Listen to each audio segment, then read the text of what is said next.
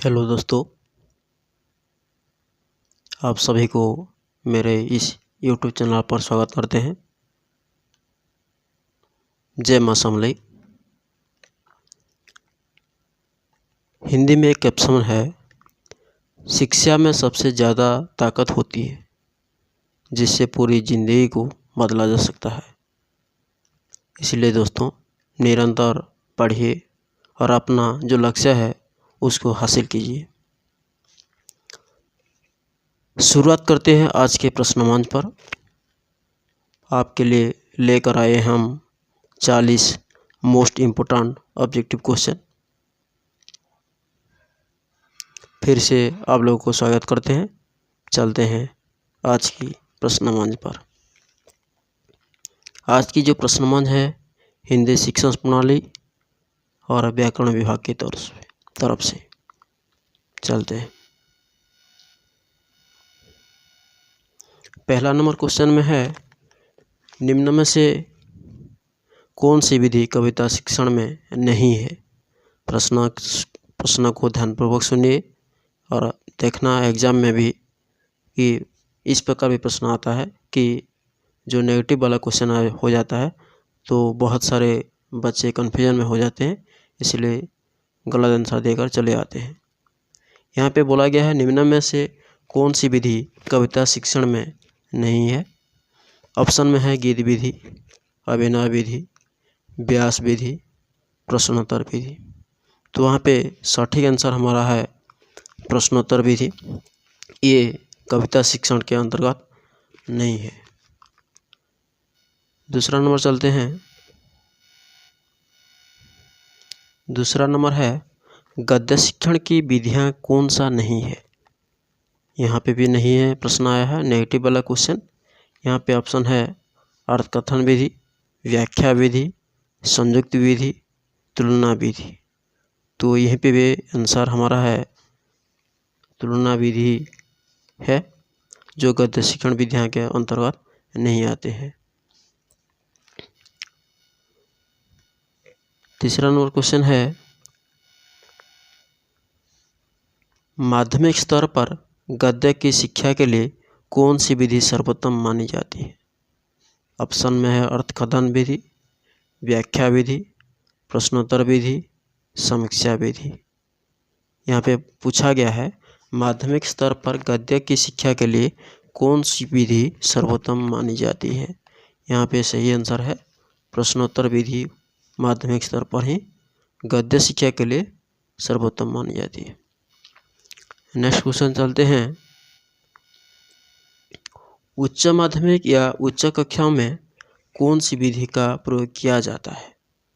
Option में है प्रश्नोत्तर विधि, समीक्षा विधि, अर्थकथन विधि, व्याख्या विधि। तो यहाँ पे हमारा सही आंसर है समीक्षा विधि।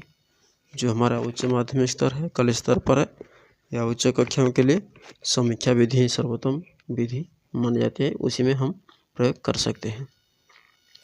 नेक्स्ट चलते हैं। गद्य सोपान के प्रस्तुतिकरण के तीसरा स्टेप क्या होता है।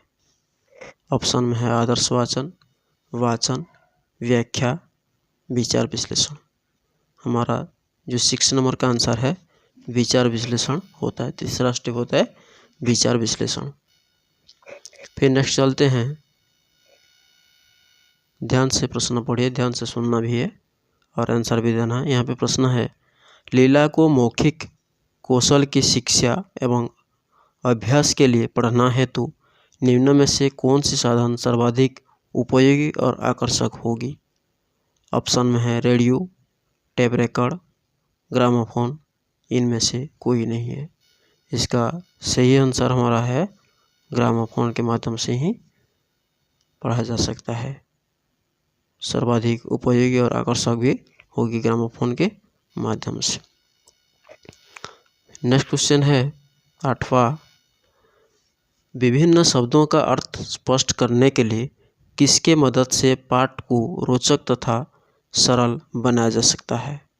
यहाँ पे प्रश्न पूछा गया है, विभिन्न शब्दों का अर्थ स्पष्ट करने के लिए किसके मदद से पाठ को रोचक तथा सरल बनाया जा सकता है। इसका सही आंसर हमारा है ऑप्शन में है चित्र है, मानचित्र है, चार्ट है, रेखा चित्र है। तो हमारा सही आंसर है रेखा चित्र के द्वारा ही सरल और रोचक बनाया जा सकता है। नेक्स्ट क्वेश्चन चलते हैं। अज्ञात से ज्ञात की ओर चलना कौन सा प्रणाली है? प्रश्न पूछा गया है अज्ञात से ज्ञात की ओर चलना कौन सी प्रणाली है? यहाँ पे ऑप्शन में है समवाय प्रणाली, आगमन प्रणाली, भाषा संसर्ग प्रणाली, निगमन प्रणाली। मतलब अज्ञात से ज्ञान की ओर जो चलना होता है वही होता है निगमन प्रणाली के द्वारा ही होता है।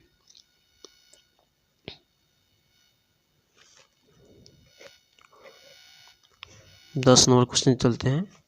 कौन सा प्रणाली स्थल से सूक्ष्म की ओर चलता है? स्थल से सूक्ष्म की ओर चलता है। कौन सा प्रणाली स्थूल से सूक्ष्म की ओर चलता है? ऑप्शन में है आगमन, निगमन, समवाय, आगमन, निगमन। तो यहाँ पे सही आंसर है होता है हमारा स्थूल से सूक्ष्म होता है आगमन प्रणाली द्वारा। नेक्स्ट क्वेश्चन चलते हैं। 11 नंबर। छात्र स्वयं करके अपने अनुभव के आधार पर व्याकरण नियमों को सीखता है, तो वह कौन सा प्रणाली है? ऑप्शन में है आगमन, निगमन, सूत्र प्रणाली, पुस्तक प्रणाली। तो इसका सही आंसर होता है आगमन प्रणाली द्वारा ही संभव हो पाता है। 12 नंबर ध्वनि से आया है। लुंठित ध्वनि कौन सा है? कौन सी अक्षर को हम लुंठित ध्वनि मानते हैं? मतलब कौन सी ध्वनि को हम लुंठित ध्वनि कहते हैं? यहाँ पे ऑप्शन में है ल है, र, ड, य है। तो इसका सही आंसर हमारा र को ही लुंठित ध्वनि कहा जाता है। नेक्स्ट क्वेश्चन है। जिह्वा के प्रयत्न के आधार पर पश्चात ध्वनि कौन सा है? जिह्वा के प्रयत्न के आधार पर पश्चात ध्वनि कौन सा है? ऑप्शन में है हर्षई, अ, उ, ए।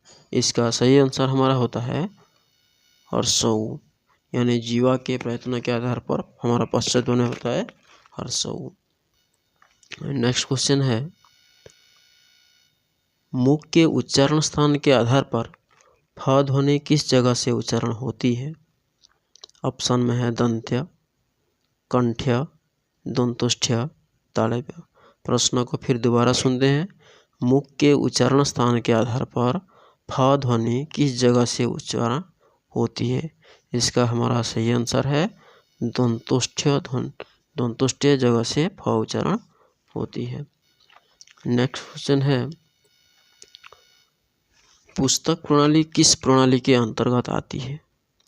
ऑप्शन में है आगमन प्रणाली, ख नंबर है निगमन प्रणाली,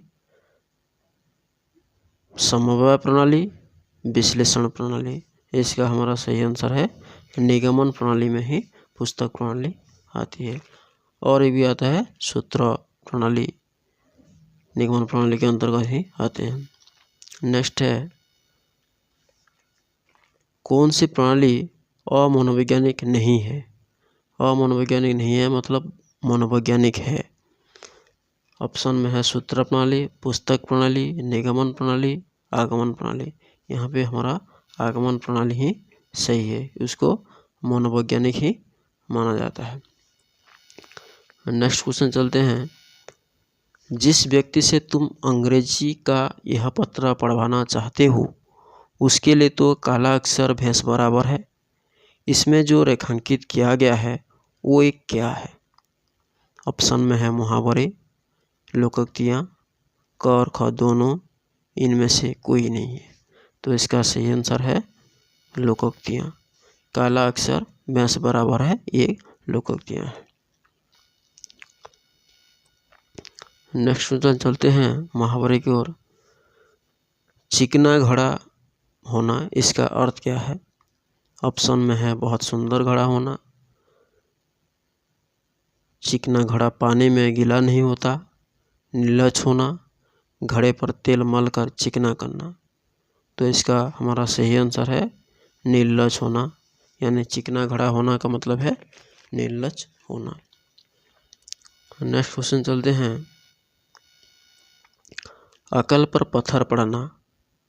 ऑप्शन में है बहुत तेज चोट लगना, मूर्खतापूर्ण कार्य करना, बुद्धिमानीपूर्ण कार्य करना, विपक्ष के दिमाग पर पत्थर मारना। इसका सही आंसर हमारा होता है अकल पर पत्थर पड़ना। इसका अर्थ होता है मूर्खतापूर्ण कार्य करना। नेक्स्ट क्वेश्चन चलते हैं। आग में घी डालना। इसका अर्थ क्या होता है? आग में घी डालना का अर्थ ऑप्शन में है आग को जलाना, हवन करना, अशुद्ध घी का उपयोग करना, झगड़े को और बढ़ावा देना। अर्थ को ठीक तरह से समझे। जो बोला गया आग में घी डालना, उसका सही आंसर है झगड़े को और बढ़ावा देना। नेक्स्ट क्वेश्चन है दम मानना। इसका अर्थ क्या है? बहुत परिश्रम करना, बहुत परेशान करना, आराम करना, बहुत देर तक बातें करना। दम मानना अर्थ है आराम करना। नेक्स्ट 9 2 11 होना। ये इसका अर्थ तो सारे को पता होगा। गणित के सवाल करना ये तो नहीं होता है। हिसाब किताब ठीक करना ये भी नहीं है। बैंक में पैसे जमा करना ये भी नहीं है। इसका अर्थ होता है 9 2 11 होना का अर्थ है भाग जाना। नेक्स्ट क्वेश्चन है पानी पानी होना। ऑप्शन में है बाढ़ आ जाना, जोरदार वर्षा होना, घर में पानी फैल जाना, बहुत शर्मिंदा होना। इसका सही अर्थ है बहुत पानी पानी हो जाना बोलते हैं, उसको बहुत शर्मिंदा होना बोलते हैं। नेक्स्ट क्वेश्चन है लाल पीला होना। ऑप्शन में है श्रृंगार करना, बहुत क्रोधित होना, चेहरे पर लाल रंग लगाना, शर्म से लाल होना। लाल पीला होना देखो जब मतलब झगड़ा करते हैं वहाँ पे गाल जो लाल पीला हो जाता है उसी को कहा गया है। तो लाल पीला होना का मतलब है उसका अर्थ है बहुत क्रोधित होना। नेक्स्ट क्वेश्चन है यहाँ पे एक मज़ेदार प्रश्न आया है। मुहावरे लोकोक्तियाँ हम पढ़ते हैं, उससे एक रिलेटेड एक क्वेश्चन था। मुहावरे और लोकोक्तियों के संबंध में कौन सा कथन सत्य है? ऑप्शन में है मुहावरे आकार में लोकोक्तियाँ से बड़े होते हैं, मुहावरे बिना वाक्य बनाए पूरा अर्थ स्पष्ट करते हैं, लोकोक्ति में वाक्य की आवश्यकता नहीं होती है, और चौथा ऑप्शन में है मुहावरों का अभाव अमीर होता है। तो इसका सही आंसर होता है हमारा जो ग नंबर है, लोकोक्ति में वाक्य की आवश्यकता नहीं होती है। संधि विच्छेद से और क्वेश्चन। पावन का संधि विच्छेद क्या होगा? ऑप्शन में है पा प्लस वन, पौ प्लस वन, पो प्लस अन, पौ प्लस अन। इसका सही आंसर है पौ प्लस अन समान पावन। नेक्स्ट क्वेश्चन है समास की ओर। माखन चोर। माखन चोर का जो ऑप्शन में जो दिया गया है कौन सा ऑप्शन सही है? माखन और चोर द्वंद्व समास कहा गया है। माखन में चोर तत्पुरुष है, माखन को चुराने वाला कर्म तत्पुरुष है, माखन जैसा चोर कम है। तो माखन चोर, इससे इस सब से पता चलता है कि जो माखन को चुराने वाला होता है वही माखन चोर कहलाते हैं। तो इसका सही आंसर है माखन को चुराने वाला कर्म तत्पुरुष।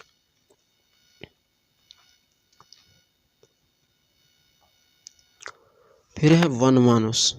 वन मानुष का जो ऑप्शन में दिया है वन में रहने वाला मानुष अधिकरण तत्पुरुष, वन जैसा मानुष कर्मधारा, वन के लिए मानुष संप्रदान तत्पुरुष, वन और मानुष द्वंद्व समास।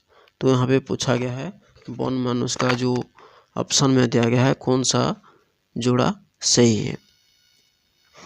तो इसका सही आंसर है वन में रहने वाला मानुष यानी अधिकरण तत्पुरुष। वन में रहने मतलब अधीन है उसका, तो उसको अधिकरण तत्पुरुष कहा जाता है। नेक्स्ट क्वेश्चन चलते हैं। चरण कमल, ये भी उसी प्रकार का क्वेश्चन है। चरण के समान कमल कर्मधारय, चरण और कमल द्वंद्व समास, कमल के समान चरण कर्मधारय, चरण पर कमल तत्पुरुष। यहाँ पे इसका सही आंसर है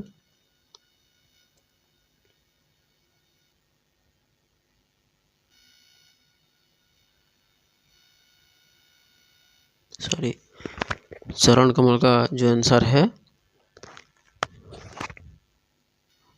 कमल के समान चरण जिसका है उसे कर्मधारा कहा जाता है, तो वही हमारा कर्मधारा समासी होगा।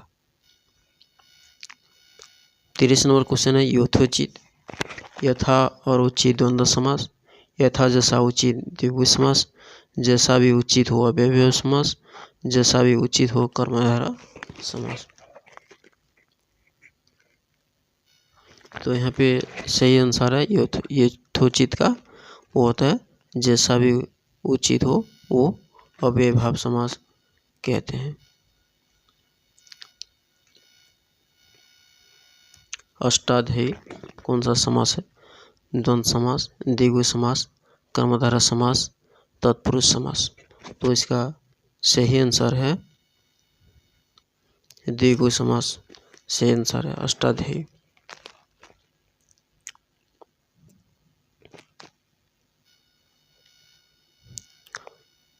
नेक्स्ट चलते हैं आप बीती।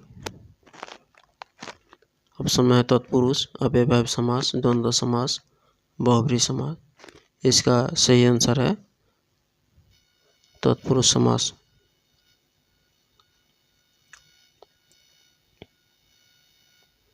यहाँ पे प्रश्न पूछा गया रिक्त स्थानों में रेखांकित शब्द को भरिए।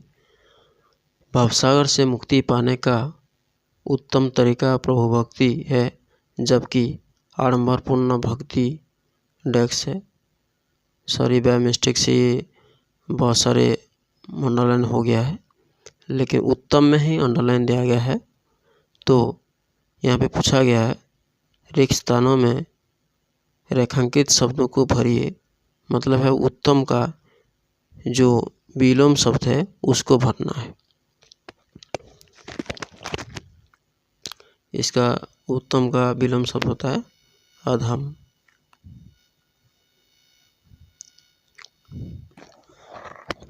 चौतीस नंबर क्वेश्चन है कमल का पर्यायवाची शब्द नहीं है, पूछा गया है। तो ध्यान से प्रश्न को देखना और आंसर देना। ऑप्शन में है पंकज, सलील, राजीव, नीरज। तो यहाँ पे 3 शब्द जो कमल का पर्यायवाची शब्द है और एक छोड़ गया है, तो वही एक जो है वही कमल का पर्यायवाची शब्द नहीं है। इसका आंसर है सलील को ही कर्म का पर्यायवाची शब्द नहीं कहा जाता। नेक्स्ट क्वेश्चन है वह घंटे भर से बतिया रही है, रेखांकित क्रिया का भेद बताइए। यहाँ पे ऑप्शन में है संयुक्त क्रिया, नामधातु क्रिया, प्रश्नार्थक क्रिया, पूर्वकालिक क्रिया। इसका सही आंसर है नामधातु क्रिया ही है। जो बतिया रही है वो है एक नामधातु क्रिया है। नेक्स्ट क्वेश्चन चलते हैं अकर्मक क्रिया कौन सा नहीं है। अकर्मक क्रिया कौन सा नहीं है, मतलब 3 ऑप्शन अकर्मक दिया गया है और जो एक है वो सकर्मक के रूप में दर्शाया गया है। तो अकर्मक छांटना है कौन सा नहीं है बोला गया है। तो सोना, जाना, कटना, सीना, यहाँ पे 4 ऑप्शन दिया गया है। तो सोना जो होता है वो तो अकर्मक है, जाना भी अकर्मक है, कटना भी अकर्मक है, सीना जो है वही सकर्मक क्रिया। सीना का मतलब है सिलाना। 37 नंबर क्वेश्चन है यदि बर्फ पड़ती तो यहाँ पर्यटक आते, काल का भेद बताइए। ऑप्शन में है संदिग्ध भूतकाल, अपूर्ण भूतकाल, आसन्न भूतकाल, हेतु मत भूतकाल। तो यहाँ पे सही आंसर है हेतु मत भूत। ये पिछले साल जो CBT एग्जाम हुआ था उसी में आया था क्वेश्चन। कर्म के आधार पर क्रिया कितने प्रकार के होते हैं। तो ऑप्शन में है 2, 3, 4, 5। तो इसका सही आंसर है 3 प्रकार के होते हैं। एक सकर्मक है, अकर्मक है और द्विकर्मक क्रिया है। नेक्स्ट क्वेश्चन है, निर्लिप्त में उपसर्ग है। एक शब्द यह है निर्लिप्त दिया गया है, उपसर्ग क्या है पूछा गया है। तो यहाँ पे ऑप्शन में है नीर है, नी है, निही है, क और ग दोनों है। तो यहाँ पे सही आंसर है क और ग दोनों, मतलब नीर भी है और निही भी यहाँ पे उपसर्ग का व्यवहार हुआ है। 40 नंबर क्वेश्चन है, परि उपसर्ग से निर्मित शब्द है, मतलब कौन सा शब्द में परि उपसर्ग लगा हुआ है। ऑप्शन में है प्रगति, परित, परिचय, परिंदा। यहीं पे हमारा सही आंसर है परिचय में ही परि का उपयोग हुआ है। तो सबको धन्यवाद फिर से। अगर ये क्वेश्चन अगर आपको अच्छा लगा होगा तो लाइक कीजिए, शेयर कीजिए एंड सब्सक्राइब करना ना भूलिए। Thank you.